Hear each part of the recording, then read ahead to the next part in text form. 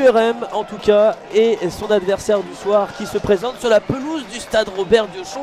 Et une question qui nous taraude, est-ce que QRM peut vraiment se maintenir en maintenant cette cadence à domicile? On le rappelle, une seule victoire, on espère en tout cas relancer la machine à Diochon face à un adversaire peut-être plus prenable que Dijon, plus prenable que Sochaux, mais peut-être aussi un adversaire piège parce que le VAFC va beaucoup mieux depuis l'arrivée des intérimaires Pierre Blois et Rudy Mater.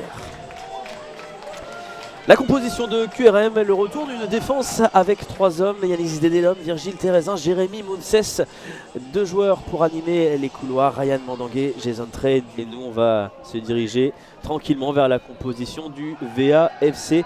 Le changement notable dans cette composition, ça va être le retour d'El Hadari, tout simplement, qui était en sélection.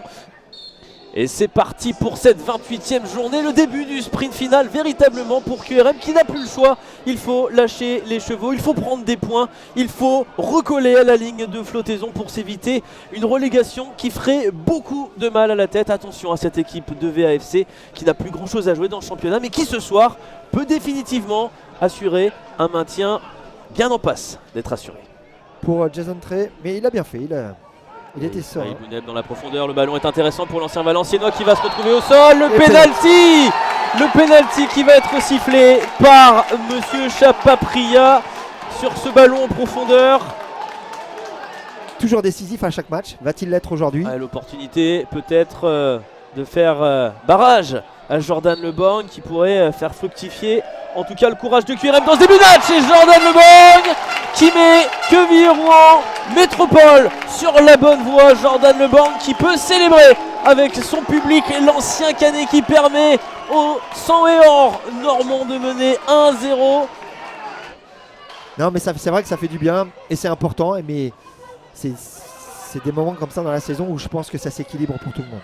Mais le danger qui peut vite revenir sur ce centre de Brian Passy sur la tête directement de Gaëtan Courtet et ses partenaires. Ah oui, jolie cette passe dans la surface de réparation pour Strédaï Rapua.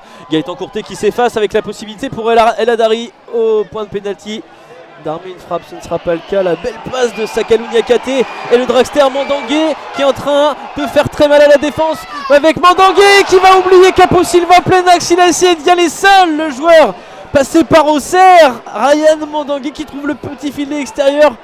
Ouais, il a été, à mon avis, Mandangué, il a manqué de lucidité dans la prise d'information et dans son choix. Et à nouveau l'offensive du VAFC. Si Diomandé réussit son contrôle, ce qui est fait, ça peut être très dangereux. Le voilà qui réussit à effacer son vis-à-vis avec ce centre-tir. C'est peut-être pas forcément la bonne surface de pied qu'il a été cherché. Je joue la carte de la combinaison. C'est à nouveau ce qui est sollicité avec Ryan Mandangué. Le centre, quel superbe geste réussi sur cette transmission de Ryan Mandangué. Et c'est Capo Silva, ouais. Oui, Capo Silva qui réussit une matchère tout simplement, on va appeler ça comme ça, qui permet à QRM quasiment sur sa deuxième occasion de cette première période de prendre le large.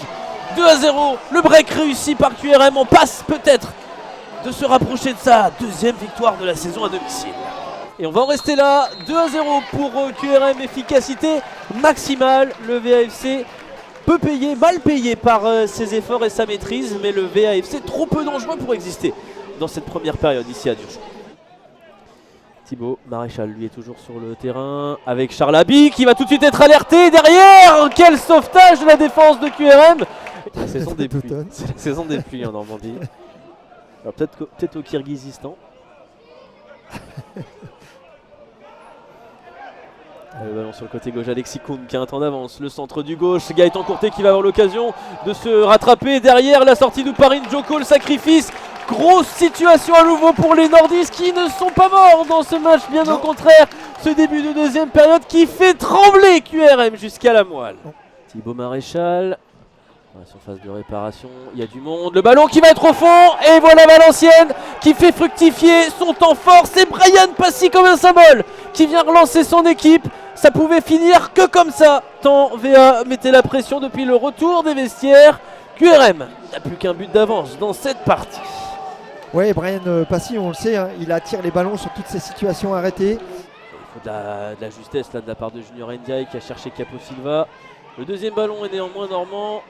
Et le 1-2 qui est trouvé par Ryan Mandangué qui a du champ devant lui. Ryan Mandangué, c'est très dangereux ce qui va s'ouvrir pour QRM. Ryan Mandangué qui va permettre à QRM de reprendre 2 buts d'avance. Il vient de sortir du banc. Et Junior Ndiaye qui vient se signaler par le 3e but des locaux. Junior Ndiaye, c'est son 2e personnel dans ce championnat. Et qu'est-ce qui va faire du bien aux hommes de Fabien Valéry? 3 buts à 1. Oui, encore une fois, ce déboulé de Mandangué, hein, côté gauche. Et là, il a eu cette lucidité de glisser ce bon ballon. Déjà qu'il y a Oparin Djoko qui tire un peu là. Il a là, comme on dit vulgairement, il a l'adducteur qui siffle. Coup de sifflet là sur Streda Irapua, une petite faute sur Noah Van Den Bosch. Aubagne a égalisé contre Châteauroux au moment où le Stade Briochin égalise contre Caen. Comme quoi, hein. Les bonnes nouvelles, ça s'inverse très vite. Oh, carton rouge. Carton rouge pour. Non, c'est pour Apua. Parce qu'il il est ouvert. Ah oui, d'accord, je pense. Valenciennes qui avait frappé fort tout à l'heure. Et Oparin Djoko qui, blessé, réussit une superbe parade pour enlever ce ballon. Il n'est pas fini ce match. Et attention parce que sur corner, ils sont en difficulté les Normands. J'ai l'impression que ça va être le cas. Même 2 changements qui vont se dessiner. On va envoyer les dernières forces dans la bataille. Le ballon dans la surface de réparation. Gaëtan Courtet qui va ramener le suspense dans cette partie. 3 buts à 2, c'est pas terminé. Attention!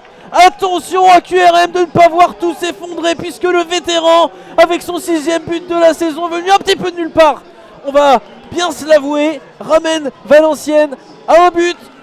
Et si tout s'effondrait dans les derniers instants? QRM qui va serrer les dents dans ces derniers instants, qui se complique quand même la tâche, hein, parce que c'est un but qui vient d'une relance de Jean Louchet. Qui s'offre des sueurs froides alors qu'ils étaient plutôt en maîtrise, plutôt sereins. Ryan Mandangué qui est le premier sur ce ballon. Ryan Mandangué qui va porter ce ballon à nouveau. Il va résister, arriver dans la surface de réparation. Le ballon pour Junior Ndiaye qui ne va pas accrocher la lucarne. Monsieur Chapapria. Et c'est terminé. L'état de grâce qui se termine pour Pierre Blois et son staff Valenciennes qui retombe dans ce championnat national. Et QRM qui réussit un fort joli coup dans cette 28e journée. C'est la 2e victoire de la saison à domicile. Il en faudra d'autres. Mais QRM s'accroche à son destin.